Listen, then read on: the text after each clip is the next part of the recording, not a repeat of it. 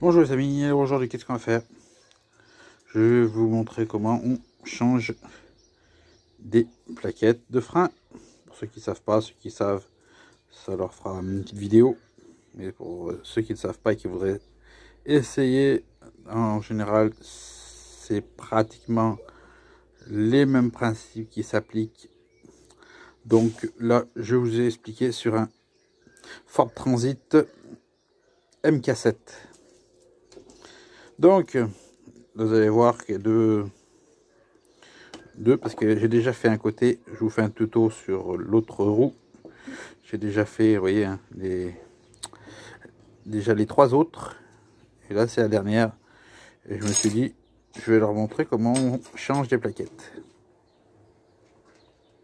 Donc, première chose, bon là, on est sur la version camping-car, mais le châssis, c'est bien ce que je vous dis, c'est un Ford Transit comme tous les autres. Vous commencez par desserrer la roue avant de lever votre véhicule. Je dis ça, je dis rien. Pourquoi? Parce que j'en suis sûr qu'il y en a qui l'ont déjà fait.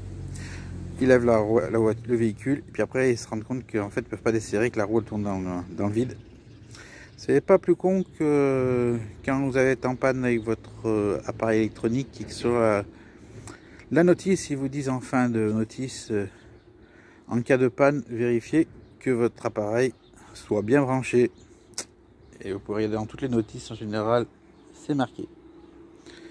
Donc, après cela, on se dirige à l'avant. Hop. Alors à l'avant, première chose qu'on fait aussi, alors vous n'êtes pas obligé, mais je vous le conseille, ce sera plus facile pour faire repousser vos pistons. Vous ouvrez votre bocal de liquide de frein, pas besoin d'enlever le bouchon, hein, juste pour faire une prise d'air. C'est pour qu'il remonte plus facilement. Donc là, la roue est desserrée. Si c'est pour l'avant, je vous conseille de tourner les roues dans le sens où l'étrier sera face à vous. Ce sera plus simple, hein, c'est logique. Pour l'arrière, par contre, je vous conseille de laisser les roues droites. Pourquoi? Parce que quand vous allez le lever, il peut avoir un effet de ripage et vous vous retrouvez avec le véhicule qui vous retombe dessus si vous êtes dessous, ou même juste la jambe ou quoi ce que vous voulez, quelque chose coincé, et pour être amputé. Donc faites gaffe à la sécurité. Donc pour cela, on met bien les roues droites pour l'arrière et on pense à caler. Moi je cale devant, derrière, comme ça il peut ni avancer ni reculer. Hop, moi j'enclenche une vitesse, comme ça encore plus sûr. Surtout vous ne tirez pas le frein à main, hein. Sauf si vous voulez vous retrouver avec un piston sorti. Et je vous dis, c'est la galère si votre piston sort de son logement. Voilà, j'ai levé le véhicule. Je sais pas si vous voyez là, la chandelle. Quelle est qu'une chandelle? Vous ne travaillez jamais sous le cric, que ce soit un cric comme celui-là en losange ou un cric roller. Vous ne travaillez pas là-dessus. Pourquoi? Quand vous levez, il se crée une distorsion du véhicule. Il part à carap, on va dire, dans un certain angle. Il a toujours tendance à se bouger jusqu'à qu'il se cale sur ce que vous avez mis pour bloquer la roue. Mais voilà ce qui se passe. Là-bas, le cric est droit. Et je sais pas si vous allez voir, mais il penche en direction de la roue. Donc, vous le calez avec votre chandelle. Vous redescendez le véhicule sur la chandelle.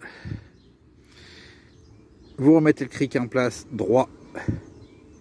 Et vous le gardez en soutien. Voilà, comme ça il est calé devant, derrière. Et vous pouvez aller tranquille, les yeux fermés. Maintenant, je fais ça et je démonte la roue. Voilà, ma roue est enlevée, on arrive au disque. Alors avant de sortir ça, moi ce que je fais, j'inspecte mes disques. Je fais un tour, je regarde s'ils ne soient pas fendus. Parce que des fois, quand ils surchauffent, ils fendent. Voilà. Donc apparemment non, j'en fais profit pour faire tomber la calamine dessus, parce que Voilà, ça peut se coincer entre les plaquettes, alors ça sert à rien. Et vous créez une usure du disque alors que vous pouvez éviter. Ça fait un effet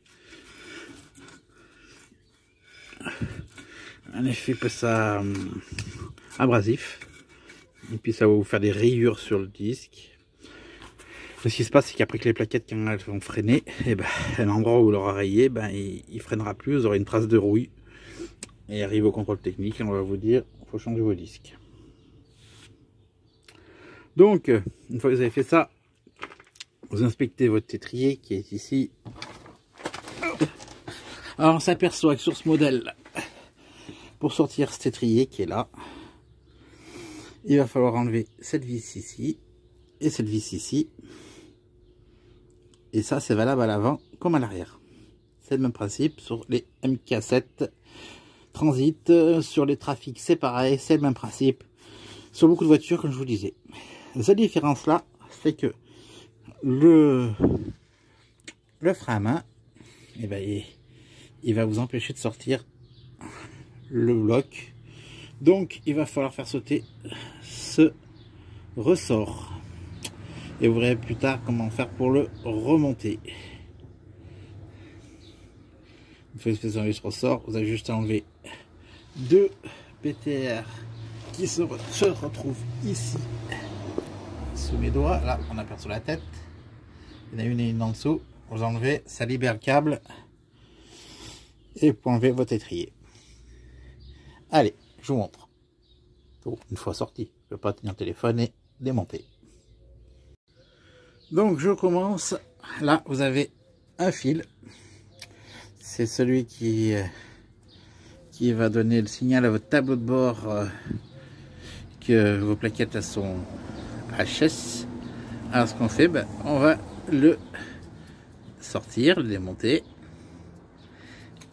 Et après, on enlève les boulons. Sinon, si vous enlevez les boulons, vous allez tirer sur le fil. Il se peut que vous arrachiez le faisceau. Donc, vous avez ce ressort. Commencez à l'enlever. Alors là, je l'ai enlevé facilement, mais en fait, il faut prendre le tournevis que vous verrez plus tard que j'ai fabriqué. Et vous rentrez dans la tige du ressort. Vous poussez pour la dégager et il sort. Il faut faire l'inverse pour le remonter. Alors pour remettre ce ressort de tension de la plaque de frein à main, des câbles de frein à main, il a fallu que je sacrifie un tournevis. Alors celui-là ça va, il était déjà cassé au bout, donc je lui ai fait une fente qui sera de la valeur de la tige. Pour rentrer ceci dans la tige et doit donc pouvoir pousser le ressort pour le remettre dans son cran. Voilà, c'est fait. Pas hésiter donc à faire assez profond, parce que si vous le reprenez, si ça glisse de la fourche et que ça arrive en pleine tension dans la figure, ça va vous faire tout drôle. Donc voilà, vous voyez comme vous pouvez voir, ça rentre dans le crochet. Maintenant on le remonte. Alors voilà, j'ai enlevé les deux petites vis BTR, ce qui m'a permis d'enlever cette patte de support où il y avait le câble de frein à main. Ça évite en plus que ça tire là-dessus et que ça actionne le piston. Maintenant on enlève les deux vis ici et ça va sortir. Pour cela, il va vous falloir une clé plate qui rentre là-dedans, parce que là vous avez un soufflet. Et là vous avez un plan en métal qui protège le caoutchouc. Et là, il vous faudra une clé. Donc là, moi, ce sera une clé de 15. Et devant, c'était plus grand. Donc, je démonte ça. Donc, je mets moi, j'ai une clé à molette. Je glisse la clé à molette ici. je démonte, je refais pareil, c'est le même principe ici. Et je vous montre une fois le trier sorti. Donc mes deux boulons sont sortis. Mes cils en bloc qui servent à gérer les triers, un coup en avant, un coup en arrière, sont donc libres. Il ne reste plus qu'à sortir le bloc. Donc pour ça, soit ça sort bien d'un coup à la main, soit vous aidez d'un petit tournevis pour enlever la calamine qui est coincée. Donc vous prenez un tournevis, vous le coincez à un endroit et vous le bougez un peu comme ça. Vous voyez. Et puis ça va sortir. Donc mon étrier, il est là, je l'ai posé au sol. Pour l'instant, on s'en occupe pas. Pour l'instant, on va s'occuper des plaquettes. Donc les plaquettes sont là. Vous avez juste à les tirer, les retirer. Voilà. Vous voyez, celle-là, c'est celle qui a le câble.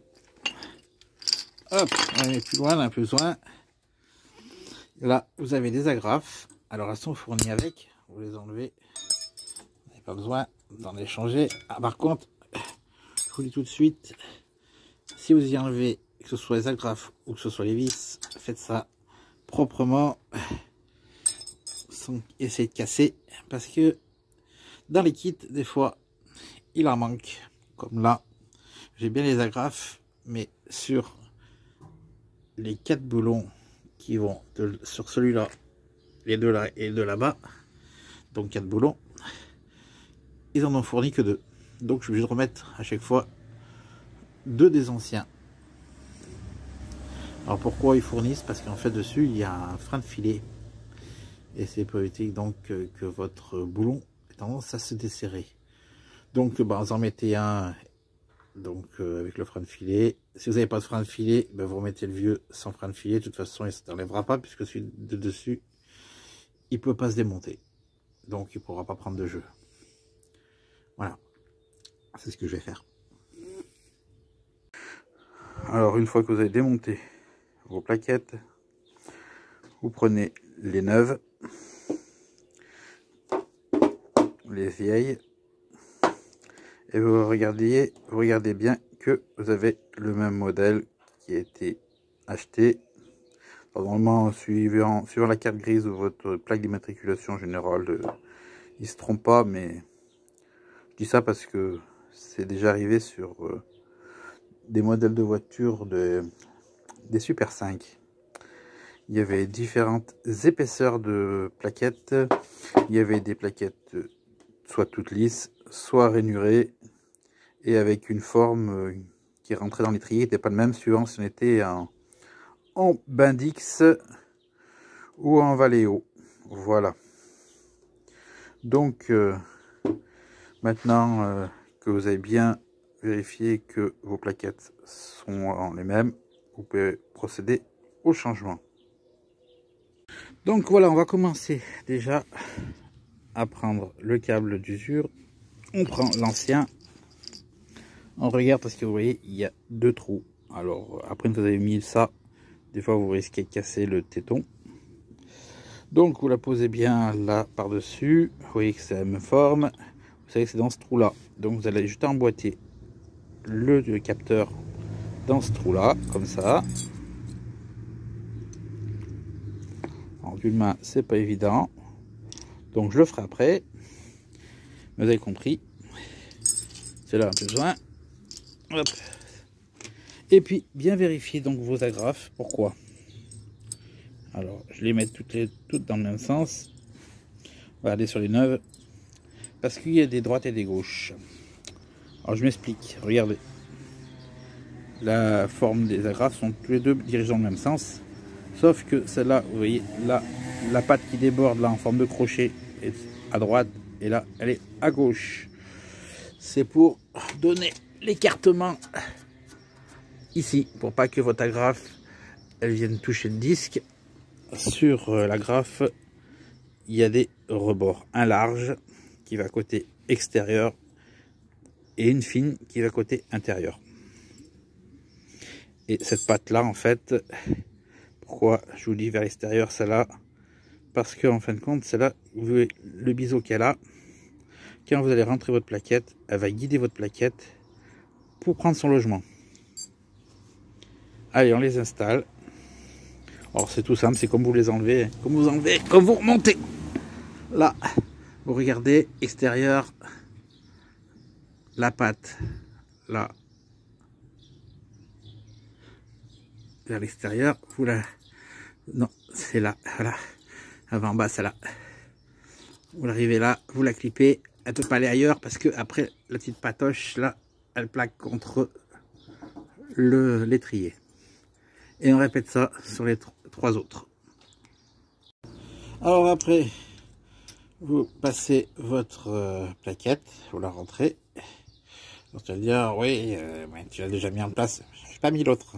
J'ai fait exprès pour vous la montrer. Après, on ira à la fin mettre le câble. Et ça, c'est vraiment à la fin. Donc, on met l'autre. Donc, on regarde la forme. On ne peut pas se tromper. Hein, on prend l'arrondi. On prend sa plaquette. On la glisse dans le cran. Voilà. Alors, je suis pas gaucher. Faut que je me reprenne dans l'autre sens. Voilà. On rentre là. On la présente. On la passe derrière la nervure. Voilà. Et logiquement, ça devrait passer. Alors, si ça passe pas, c'est tout simplement parce qu'il n'est pas vraiment en place. Alors, on rentre d'abord le bas, du coup, et puis on écarte ça, là,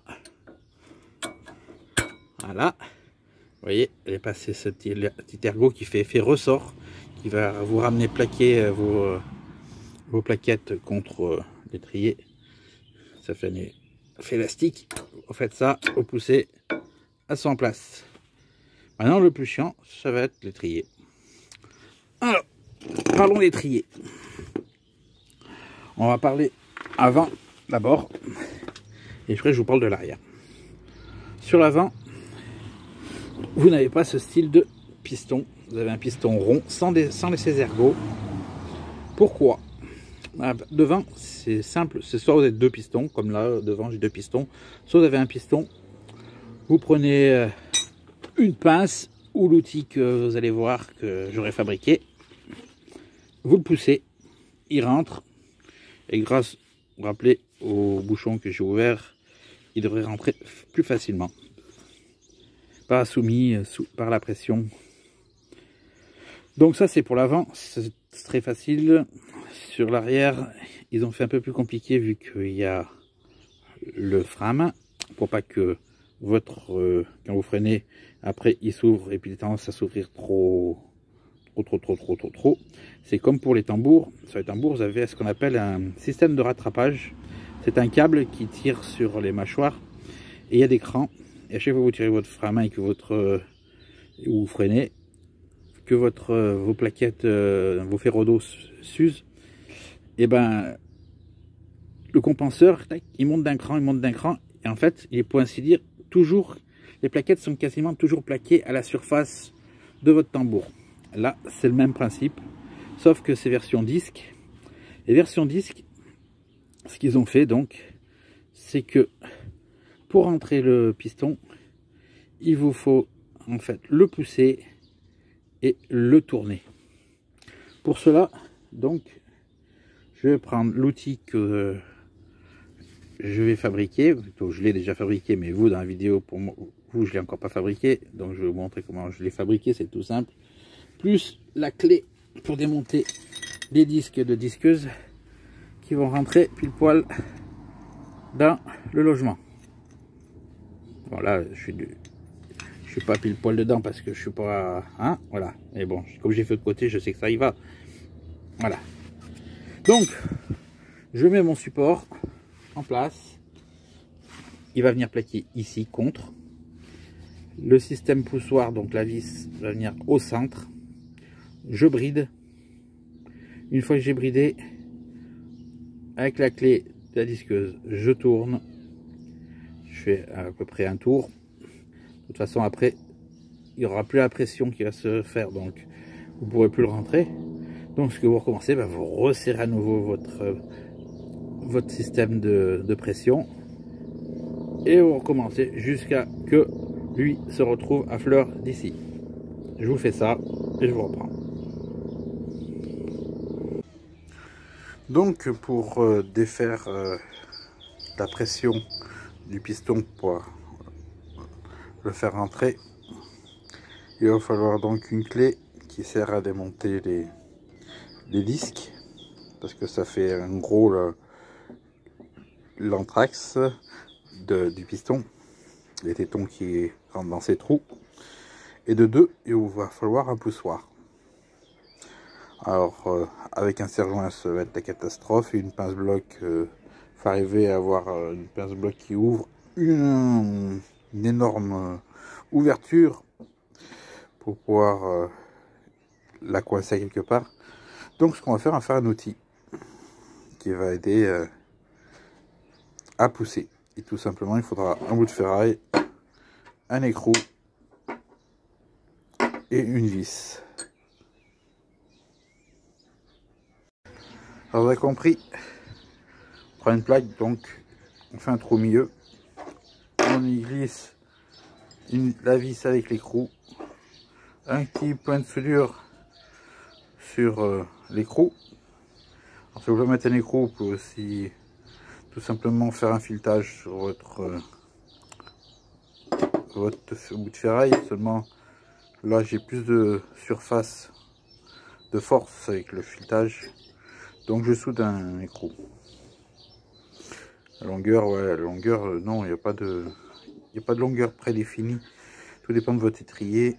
Vous regardez la largeur qu'il y a entre l'encadrement de votre étrier pour que ça repose sur le renfort, qu'il ne puisse pas s'en aller. Bon, on n'est pour l'instant pas là. Pour l'instant, on est là sur la fabrication de ce fameux outil qui est très simple.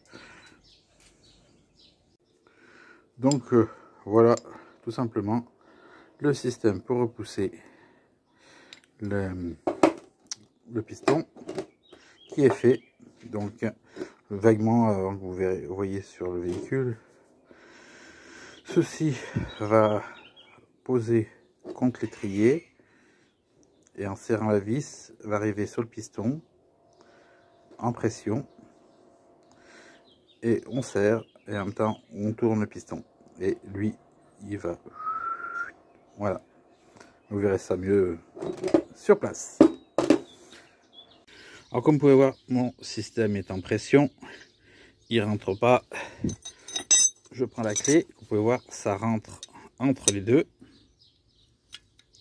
J'ai plus qu'à tourner. Je tourne jusqu'à que je sente que ça rentre plus, que le piston rentre plus. Je retourne ici et ainsi de suite jusqu'à qu'il rentre. Alors à mi-chemin, on peut voir hein, que il commence à plier, donc il est en train de rentrer tout doucement. Donc voilà, le piston il a été reculé à fond et vous pouvez voir l'étrier est repris sa place. Donc je vais vous passer un peu le remontage, ça sert à rien. Hein. C'est l'inverse de ce qu'on démonte. Hein. On recommence à resserrer ça. Et une fois que ça s'est resserré, on remet le frein à main.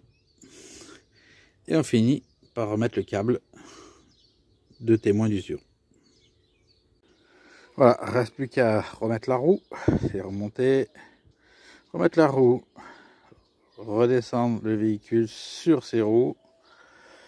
Ne pas oublier de fermer le bocal de liquide de frein. Et ce sera fini. Il me reste encore à changer le petit feu de gabarit comme celui-là. Parce que vous voyez, il y en a un devant, un derrière. Et là, celui-là avait grillé. Donc, il reste à changer. Mais ça fait partie de la vidéo, ça. Voilà. J'espère que cette petite vidéo vous a plu. Ah aussi, j'ai oublié. Surtout très important. Quand vous avez remonté votre roue, vous avez resserré. Faites quelques kilomètres, le temps déjà que les plaquettes déjà aient bien repris leur place. Vous voyez que ça freine bien. Et une fois que vous êtes revenu, contrôlez votre serrage de roue. Souvent, ça a besoin d'être serré, surtout lorsque on ne serre pas ça à la clé à choc. Voilà. Allez, cette fois, vraiment, je vous dis à plus, en espérant que ce tuto vous ait aidé, ou vous ait diverti, si vous savez déjà faire. Voilà. Allez, ciao.